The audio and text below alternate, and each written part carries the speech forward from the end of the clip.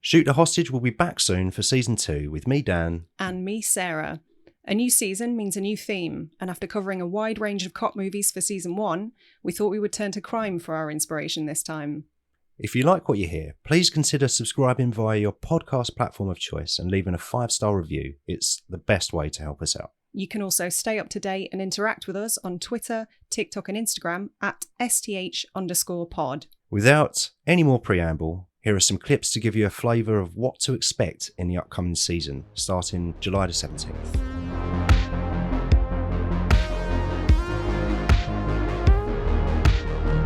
So we're back for season 2. We are indeed. We're doing criminals this season. Yep. Episode 1. Mm-hmm. I'm blaming you for this one. That's quite all right. Yeah, this was my choice. Army of the Dead. Yep. Directed by Zack Snyder. Indeed. Who directed I was going to say the original, but the 2004 Dawn of the Dead. He did, yeah, which was better than it had any right to be. I like that movie. I think it's a good movie. Me too. Problem is, it's the same director as Sucker Punch. Yeah. Yeah, so they all get out of this during this montage, and then they get approached by, or Dave Bautista gets approached by Tanaka, I think is the character's name, right? Mm-hmm.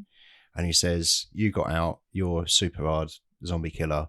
Form a team, Dave Bautista, because you know other mercenaries, do you?" Well, because who are you, Scott Ward? Because who gets everybody together though? Does he say form his own team? Because I think so. Doesn't Tanaka kind of rope people in? Does he?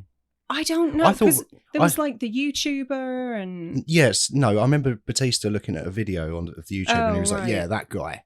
So they've got one person off YouTube. Okay, anyone can do that. Fair enough. He knows Tig Notaro. Does he? He knows... I thought he did. I thought he knew Chris D'Elia. But then when he was cancelled, he became friends with Tig Notaro. Yeah, well, we'll talk about that later. He knows, like, who is Scott Ward?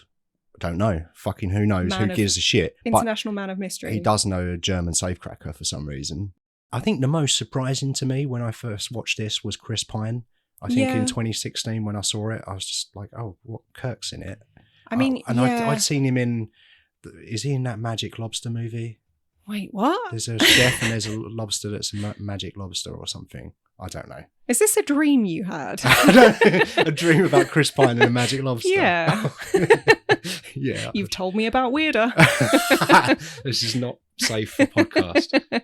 We see them robbing a bank. That's the first time we're introduced to them. And we don't need to know anything about them. Like, the information is passed out so slowly through the dialogue during the film. And it's so smartly done that I think it sort of highlights what a lot of these types of films get wrong. Yeah. Yeah, no, I totally agree. And I think a lot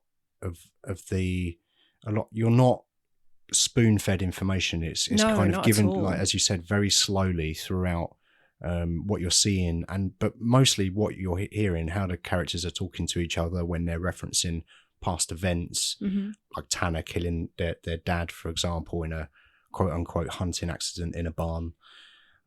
He's been to prison, but this is all kind of given to you with dialogue, and not just like, hey, stop for a minute. Yeah. Do you remember when I was in prison? Yeah. It's like anecdotal, it feels more naturalistic, more conversational, and you're getting to know these characters, which the main reason why I think this script is so good. Yeah, it's really clever. It's really clever the way it's done. The dialogue tells you everything you need to know, and it's drip fed. I think it's about 15-20 minutes when they break in, they drug the dog, they throw a hot dog over the fence. Because dogs are dumb. Yeah, that piece of hot dog was a CGI hot dog.